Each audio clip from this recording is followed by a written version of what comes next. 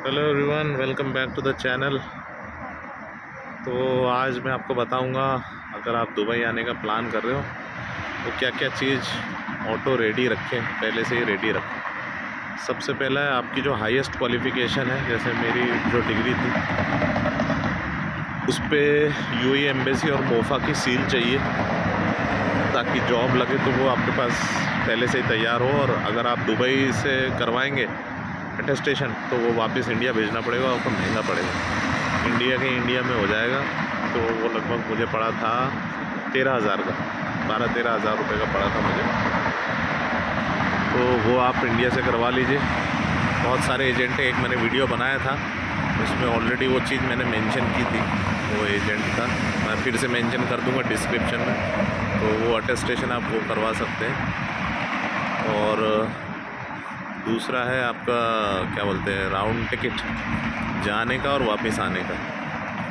तो मैंने जाने का तो करवाया था जेन्युइन, वो मुझे 13,000 रुपये का पड़ा था। 1 महीने पहले करवाया था मैंने स्पाइस जेट से। लगेज का ध्यान रखिए, मेरा चेक इन बैगेज का था 30 kg अलाउड था, और जो कैबिन बैगेज था वो 7 kg अलाउड था। तो लगेज का ध्यान रखना। सस्ती भी टिकट है लेकिन वो किसी काम की नहीं है, क्योंकि उसमें चेक इन बैगेज नहीं है, तो वो ध्यान रखना चेक इन बैगेज। और एक रिटर्न की टिकट भी करके रखना, और उसमें एक कैंसिलेशन पॉलिसी होती है, वो भी आप कर सकते हो। रिटर्न की टिकट मैंने दुबई से कहीं की भी कर दी थी, चेन्नई की 4,500 रुपये की थी। कैंसिलेशन की मैंने पॉलिसी सिलेक्ट कर रखी थी, तो मैंने वो यहाँ आके कैंसिल कर दी, और उसमें एक कूपन मिल गया मुझे, 90% पेमेंट मिलता है। और तो फिर आप जब भी दोबारा से बुक करेंगे तो वो कूपन आप यूज़ कर सकते हैं 1 साल के अंदर। तो एयर टिकट हो गया। फिर उसके बाद आपका होटल का अकोमोडेशन, मैंने अगोडा से बुकिंग कर रखी थी। agoda.com पे आप जाएंगे, उसमें बढ़िया बुकिंग मिल जाती है। और उसमें ऐसा है कि आपको एक डेट दे देंगे, तब तक आपको पेमेंट करने की ज़रूरत नहीं, तो वो आपका फ़िलहाल वीज़ा के लिए काम आ जाएगा। तो एक बुकिंग कर लो, ऐसे ही एक महीने की बुकिंग कर लो। तो बुकिंग करके और उसको उसकी एक रिसिप्ट आ जाएगी, वो रिसिप्ट अपने पास रखिए। और फिर उसके बाद वीज़ा के लिए अप्लाई कीजिए। मैंने ऑनलाइन किया था अप्लाई वीज़ा टू फ्लाई से, उसका कॉस्टिंग था 14,500, 2 महीने का, 60 डेज़ यानी 58 डेज़ होता है वो। तो मैंने वो अप्लाई किया ऑनलाइन, 3 से 4 दिन में मेरा वीज़ा आ गया था। उसमें ये सारे डॉक्यूमेंट लगते हैं, वो खुद ही मांगेगा, पासपोर्ट का कवर पेज, पासपोर्ट का पेज, सब कुछ, यानी इंटरनल पेज, जो जो चीज़ें मांगे। और फ़ोटो का ध्यान रखना, फ़ोटो का आपकी जो पासपोर्ट साइज़ फ़ोटो है वो करेक्ट होनी चाहिए, करेक्ट डायमेंशन में होनी चाहिए। 4.5 बाय 3.5 ऐसे कुछ तो भी है वो आप देख लेना, गूगल पे भी सर्च करोगे आपको मिल जाएगा। करेक्ट डायमेंशन की फ़ोटो डालना, प्रोफेशनल फ़ोटो डालना थोड़ी। तो ये हो गया आपका वीज़ा हो गया, एयर टिकट हो गया, अटेस्टेड डॉक्यूमेंट्स हो गए, और आपका होटल का बुकिंग हो गया। मैं जब यहाँ आया तो मैंने 3 दिन के लिए मुझे होटल करना पड़ा था, वो मैं वहीं से पहले से ही बुक करके आया था। तो क्योंकि मैंने ये सोचा था कि मैं यहाँ आके बेड स्पेस देखूँगा, क्योंकि बेड स्पेस का अगर मैं इंडिया से बुक करता तो मैं देख नहीं पाऊँगा। और जो क्या बोलते हैं, चकाचौंध दिखाते हैं ना ऑनलाइन, और एक्चुअल में कुछ और ही निकलता है। इसलिए मैंने सोचा कि 2-3 दिन में होटल में रुकूँगा। होटल थोड़ा सा महंगा पड़ा मुझे, 7,000 रुपये पर डे का, पर नाइट। तो लेकिन क्या कर सकते हैं, फिर मैंने यहाँ ढूंढा। मुझे 2 दिन लग गए थे होटल ढूंढने में, तो थोड़ी मुश्किल जाती है होटल ढूंढने के लिए, तो उस चीज़ का ध्यान रखें। और फिर उसके बाद होटल का हो गया, तो मुझे पार्टीशन मिल गया था यहाँ आने के बाद 2 दिन के बाद। लेकिन आपको पता करना पड़ेगा, ऐसे स्टिकर लगे रहेंगे बेड स्पेस के, दुबीज़ल से भी आपको बहुत मदद मिलेगी। और जहाँ पे भी आप चाय वाय पीने जाएंगे, कहीं पे भी चाय मिल जाती है 1 दिरहम की, तो 1 दिरहम की चाय पीने भी जाओ, उससे भी पूछ सकते हो, बहुत लोग हैं। मैंने चाय वाले ने ही मेरे को बताया था पार्टीशन के बारे में। मेरा पार्टीशन है, मैं पार्टीशन में सिंगल रहता हूँ, डबल बेड है लेकिन मैं सिंगल ही रहता हूँ अपने रूम में। तो मुझे 1200 दिरहम पड़ रहा है वो, 2 रहेंगे तो वो 600 बढ़ जाएगा। तो ये हो गया। तो ये अच्छा, पूछता कौन है मैं आपको बता दूं, ये सारे इमिग्रेशन का डिटेल आपसे पूछेंगे, जो आपका बोर्डिंग पास देगी, जो आपके फ़्लाइट वाले होंगे वो देंगे, वो पूछेंगे आपसे। और पैसे, मैं 4,000 दिरहम लेके आया था, कैश में रखना पैसे, ऑनलाइन के चक्कर में रहना, नहीं तो बहुत दिक्कत हो जाती है, क्योंकि कार्ड वार्ड का ट्रांजेक्शन चार्जेस बहुत ज़्यादा कटेंगे। इस वजह से जो भी है कैश लेकर रखो। मैंने 98,000 कन्वर्ट कराए थे, तो मुझे लगभग 4,000 दिरहम मिल गया था। उस टाइम में 24.55 का रेट मिला था मुझे। तो वो आप कैश करवा के रखो और अपने पास रखो। वो लोग पूछेंगे बोर्डिंग पास देने के टाइम आपके पास पैसे कितने हैं और टिकट विकेट हो सकता है देखें। इमिग्रेशन वाले नहीं पूछते, उनको कोई लेना देना नहीं होता। वो बस इतना पूछते कब आओगे, या बस थोड़ा बहुत ही पूछेंगे। और फिर यहाँ पर भी जब दुबई आ जाओगे आप DXB एयरपोर्ट पे, तब भी कुछ नहीं पूछेंगे। वो आपका फेस स्कैन करेंगे, वो सिक्योरिटी के लिए एक ID बना देते हैं आपकी, और आपको एक सिम दे देंगे DU की, जिसमें 24 घंटे का 10 GB मिलता है। और 24 घंटे के लिए ही आपको 24 घंटे में आप रिचार्ज कर लो उसमें फटाफट। मैंने अगले दिन 50 दिरहम का रिचार्ज करा लिया था दुकान से, या वो अपने मोबाइल से भी कर सकते हैं। DU का ऐप डाउनलोड कर लेना आप, वो इंडिया से ही हो जाएगा, तो वो आपके काम आएगा।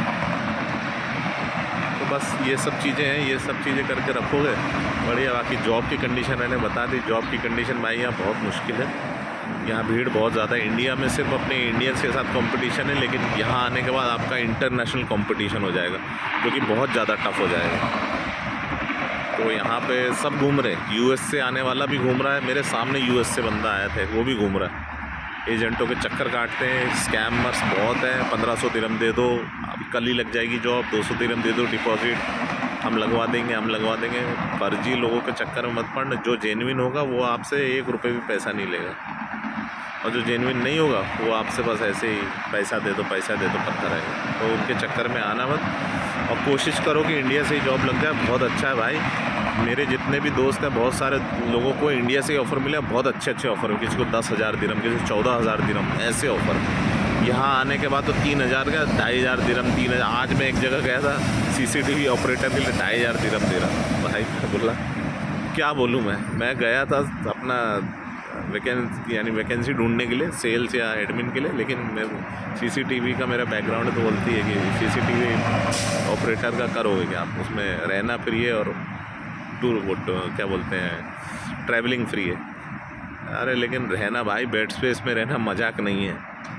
तो भाई टैक्स फ्री के पीछे देख के मत आओ। दूसरी चीज़ एक्सपेंसिव बहुत है, भयानक एक्सपेंसिव। एक चाय 24 रुपये 25 रुपये की चाय है, 1 दिरहम की चाय है। फिर उसके बाद हर चीज़ बहुत। एक टाइम का खाना बड़ी मुश्किल से मैंने एक रेस्टोरेंट ढूंढा है, तो 10 दिरहम तो कहीं नहीं गए, 10, 12, 13 दिरहम कहीं नहीं गए एक टाइम के। तो भाई पूरी लंका लग जाएगी, क्योंकि मैं बाहर खा रहा हूँ। घर में बनाता तो, लेकिन घर में क्या बनाऊँ, क्या लूँ? फ्राई पैन लेना पड़ेगा, हर चीज़ लेनी पड़ेगी, ज़माने भर की चीज़ें हैं यार। फ्राई पैन लिया है मैंने, फिर बाद में लगभग वो कितने का 24, 25, 30 दिरहम का पड़ा है मुझे। तो भाई हर चीज़ बहुत महंगी है, सस्ता कुछ नहीं है यहाँ पे, बहुत एक्सपेंसिव है।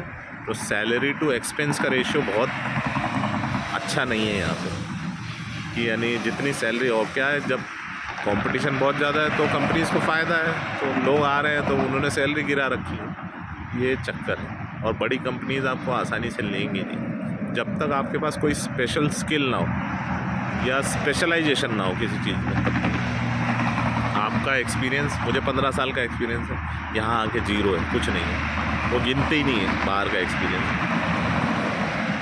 भाई ये हालत है, 1 महीने से एक सिंगल इंटरव्यू तक नहीं आया।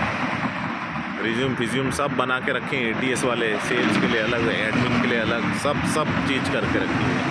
लेकिन जो बेसिक चीज़ें हैं जैसे कि सेल्स हो गई, एडमिन हो गई, ये सब बेसिक रैंक्स है, इसके लिए बड़ी मुश्किल है। स्पेशलाइजेशन है तो वहीं से अप्लाई करो, बहुत अच्छा। 1 रुपये खर्च करने की ज़रूरत नहीं पड़ेगी, टिकट भी देंगे, वीज़ा भी देंगे, सब देंगे, सीधा वर्क परमिट पे आओगे यहाँ पे।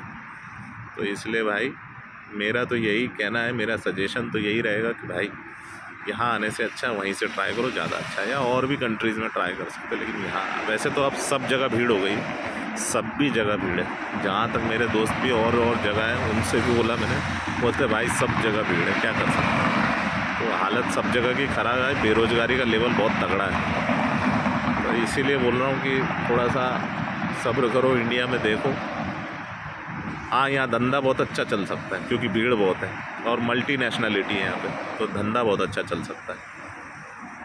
बाकी तो भाई जॉब वॉब का तो कुछ नहीं बता सकते, देखो क्या होता है, रुकना है क्या जाना ही है। वैसे तो कुछ समझ में नहीं आ रहा, शायद ही कुछ होने वाला है। वॉक इन करो चाहे कुछ भी करो, बहुत मुश्किल है बाबा। तो ठीक है, मिलता हूँ आपसे एक और नए ब्लॉग में। कुछ क्वेश्चन होंगे तो कमेंट करो, मैं बात करूँगा, मैं आपको उसका जवाब देने की कोशिश करूँगा। मिलता हूँ एक और नए ब्लॉग में, तब तक के लिए bye, take care, stay safe and Jai Hind.